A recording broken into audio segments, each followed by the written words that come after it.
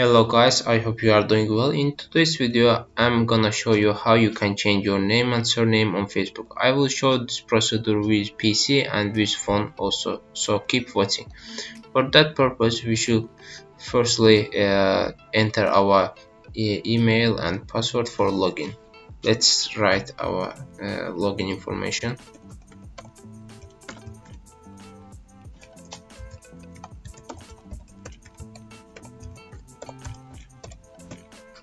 Okay, let's log in to our Facebook page. From here, you should click on the picture, profile picture. Let's click on it. From here, let's click setting and privacy. From here, settings.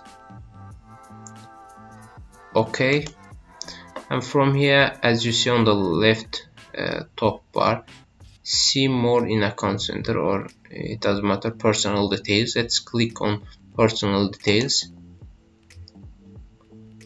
and we will see our name and surname over here.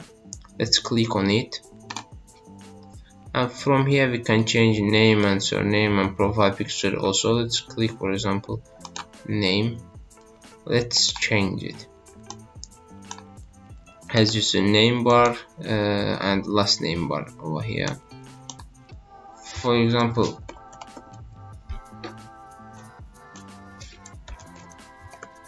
and let's click review change. We change both our first name and last name. Okay, let's click review change. Okay, it asks from us that you want your name firstly or after your surname. We choose like that, Olivia Miller. We click done, and that's all. Our name and surname changed.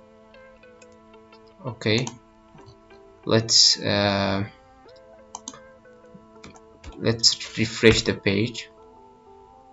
As you see, Olivia Miller, our name and surname changed.